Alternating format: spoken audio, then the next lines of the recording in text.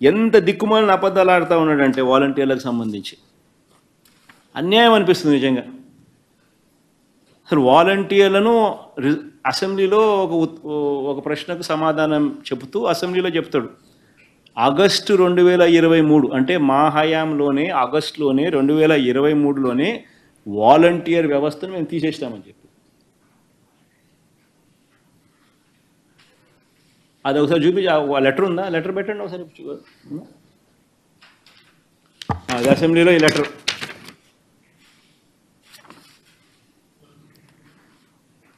ప్రస్తుతం వాలంటీర్లు ఎవరు పనిచేయడం లేదు. 2023 ఆగస్టు నుండే వాలంటీర్ వ్యవస్థ ఉనికిలో లేదు. ఆశ్చర్యం అనిపిస్తుంది నాకైతే. మళ్ళా ఏమంటాడు? ప్రశ్న, వారి గౌరవ వేతనం నిమిత్తం విడుదల చేసిన నిధులు మొత్తం ఎంత? అంటే ఈ సంవత్సరం ఎంత విడుదల చేసినారనేది రెండో ప్రశ్న. 277 కోట్లు అంటాడు. అంటే ఈ సంవత్సరం కూడా 277 కోట్లు రిలీజ్ చేశామంటాడు. కరెక్టే కదా. ఆయన ముఖ్యమంత్రి కాకమునిపే, ఆయన ప్రభుత్వం రాకమునిపే ఏప్రిల్ మేలో వాళ్ళ జీతాలు అందినాయి. అంటే అది ఈ సంవత్సరమే ఇచ్చినట్టే కదా. ఈ సంవత్సరం ఇచ్చినట్టే కదా. ఏప్రిల్ మే జీతాలు ఇచ్చినారంటే ఈ సంవత్సరమే ఇచ్చినట్టే కదా. ఈయన ముఖ్యమంత్రి కాల, వాళ్ళ అదృష్టం కొద్దీ అప్పటికి. కానీ ఈ సంవత్సరంలో జీతాలు ఇచ్చినట్టే కదా మరి.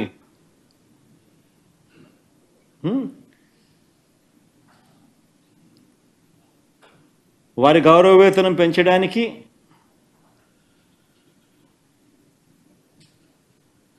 ఏదైనా ప్రతిపాదన ఉందా అని అంటే ఆ ప్రశ్నే ఉత్పన్నం కాదంట. ఎన్నికలప్పుడు ఏమన్నాడు? 5,000 కాదు మీకు ఇచ్చేది, నేను 10,000 ఇస్తానన్నాడు. అసలు నాకు ఆశ్చర్యం కలిగించే విషయం ఒకటి చెప్తా. వాలంటీర్ వ్యవస్థ జీతభత్యాలకు సంబంధించి మన 5 సంవత్సరాలలో ఎంతెంత ఇచ్చినాము అనేది ఆ టేబుల్ చూపిస్తూ ఉంది. అక్టోబర్ 2 అంటే 2019 అక్టోబర్ నుంచి స్టార్ట్ చేసినామంటే హాఫ్ ఇయర్.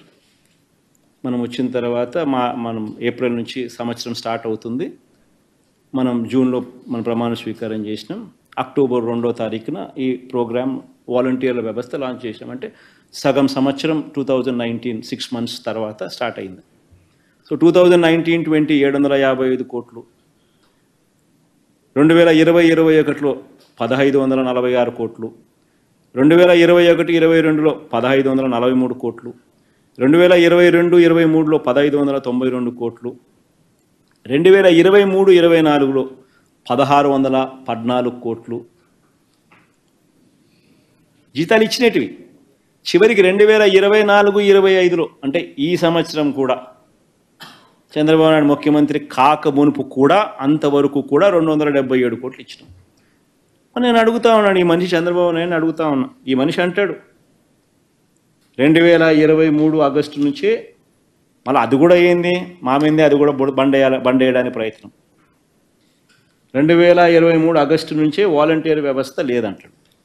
నేను అడుగుతా ఉన్నా, ఏదైనా కానీ గవర్నమెంట్లో ఏ ప్రభుత్వం అయినా కూడా జీతాలు ఇవ్వాలి అని అంటే బడ్జెట్ అప్రూవల్ లేకుండా ఇవ్వగలుగుతారా? ఎవరికైనా జీతం గవర్నమెంట్లో ఫైనాన్స్ కాంకరెన్స్ లేకుండా ఎవరైనా ఇవ్వగలుగుతారా? ఎవరైనా కూడా హెడ్ ఆఫ్ అకౌంట్ లేకుండా జీతాలు ఇవ్వగలుగుతారా? హెడ్ ఆఫ్ అకౌంట్ లేదంటాడు. అయ్యా Chandrababu, head of account 2515 major head, 198 minor head, 52 subordinate head, 290 detailed head, 293 object head. ఎన్ని వాలంటీర్లకు సంబంధించి హెడ్ ఆఫ్ అకౌంట్స్ లేవని ఎట్ట చెప్తున్నావు? ఇన్ని సంవత్సరాల నుంచి ఇస్తూ ఉంటే ఈ హెడ్ల కింద major head, minor head, subordinate head, detailed head, object head, ఇన్ని నెంబర్లు పెట్టి ప్రతి సంవత్సరం జీతాలు ఇస్తూ ఉంటే, ఫైనాన్స్ కాంకరెన్స్తో ఇస్తూ ఉంటే, బడ్జెట్లో ప్రతిపాదించి ఇస్తూ ఉంటే, బడ్జెట్ అప్రూవల్తో, ఫైనాన్స్ కంకరెన్స్తో, హెడ్ ఆఫ్ అకౌంట్ పెట్టి ఇన్ని సంవత్సరాల నుంచి వీళ్ళకి ఇస్తూ ఉంటే చివరికి వీళ్ళు ముఖ్యమంత్రి అయ్యేదాకా ఇస్తూ ఉన్నా కూడా ఇప్పుడు వీళ్ళు దీన్ని ఎగరగొట్టి ఇన్నిన్ని అబద్ధాలు దుష్ప్రచారం చేయడం ధర్మమేనా అని అడుగుతా ఉన్నా. నోరు తెరిస్తే అబద్ధాలు, నోరు తెరిస్తే మోసం. ఇంకో పక్కన మీరు చూస్తే గంజాయి విపరీతంగా రావడం, డ్రగ్స్ రావడం, లా అండ్ ఆర్డర్ పతనావస్థకి వెళ్ళిపోయింది. ఈ సందర్భంగా ఇక్కడుండే మెంబర్స్ అందరినీ ఒకటే కోరుతున్నా, ఎక్కడ పోయినా లా అండ్ ఆర్డర్ గురించి మీరు మాట్లాడాలి. ఆడబిడ్డల అత్యాచారం చాలా నీచం, చాలా బాధేస్తుంది. నేను ఒకే మాట చెప్తున్నాను, మర్యాదగా చెప్పాం, పదే చెప్పాం. ఒక పక్క ఎడ్యుకేట్ చేస్తాం, ఇంకో పక్క వార్నింగ్ కూడా ఇస్తున్నా. ఎవరైతే ఆడబిడ్డల జోలికి వస్తారో కబద్దార్ జాగ్రత్తగా ఉండి ఏం చేయబోతామో చేసి చూపిస్తాం. మొహమాటం మాత్రం లేదు. మీరు కావాలని గంజాయి తీసుకొని, ఇప్పుడైతే గంజాయి కూడా డ్రోన్స్ పెట్టాం.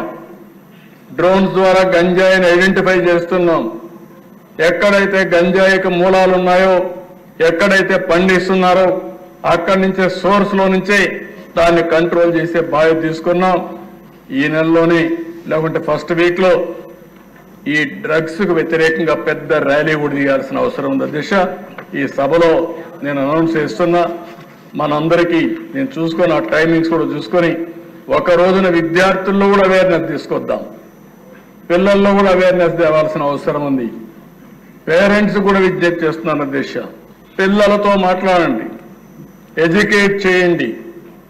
కొంతమందిని చూస్తే ఏంటి అధ్యక్ష, 16 సంవత్సరాలు 18 సంవత్సరాలు, ఒక పక్క చూస్తే భవిష్యత్తుకు ముందుకు పోతున్నారు.